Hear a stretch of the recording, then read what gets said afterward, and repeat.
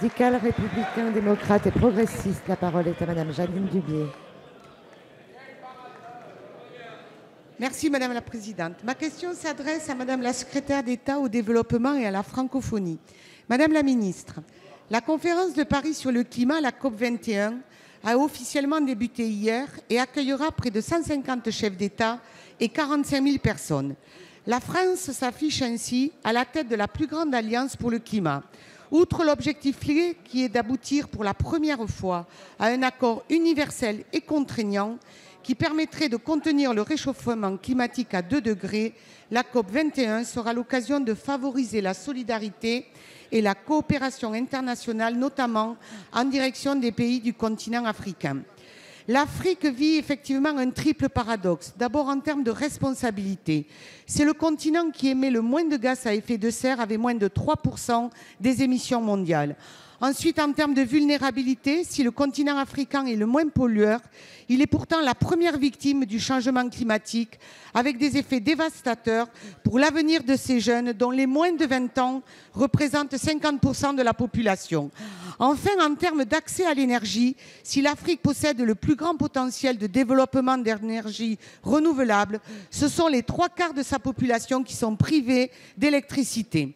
Pour donner l'exemple, le président de la République s'est engagé en septembre, lors de l'Assemblée générale des Nations unies, à renforcer notre aide au développement avec 4 milliards d'euros supplémentaires afin de parvenir aux 100 milliards de dollars par an à l'horizon 2020 promis par les pays riches. Madame la ministre, pouvez-vous nous dire dans quelle mesure la COP21 permettra de mobiliser des financements en faveur de projets concrets en agriculture, sur les technologies vertes ou les énergies renouvelables qui bénéficieront aux pays pauvres et vulnérables, notamment du continent africain. Je vous remercie. Merci. La parole est à Madame la Secrétaire d'État chargée du développement et de la francophonie.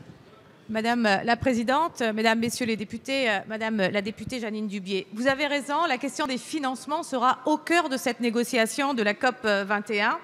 Et c'est pour cela d'ailleurs que dès New York, dès septembre dernier, le président de la République avait annoncé que nos contributions climat passeraient de 3 à 5 milliards d'euros entre 2014 et 2020.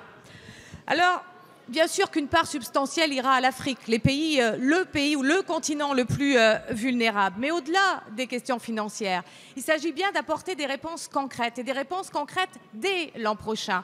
Et c'est pour cela que ce matin, à la suite également des réunions que nous avons pu avoir à Malte avec le président de la République, nous avons rencontré 15 pays africains pour pouvoir soutenir des projets concrets, je vous le disais. Et le président François Hollande a annoncé ce matin qu'une des priorités serait de soutenir le projet énergie renouvelable en Afrique. Et la France y mettra 2 milliards d'euros d'ici 2020 pour financer plus de 10 gigawatts de plus par année en Afrique. Et puis, il y a d'autres projets concrets. La Grande Muraille Verte, dont on parle souvent, le lac Tchad, le fleuve Niger, qui là a pour objectif de lutter contre la désertification, la déforestation.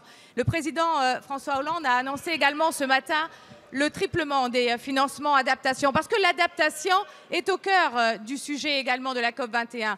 Il n'est pas question que d'atténuation, mais bien sûr aussi d'adaptation. Et puis, je l'aurai le plaisir de lancer ce soir avec d'autres pays européen, un système d'alerte précoce, une initiative que la France a annoncée à Sendai.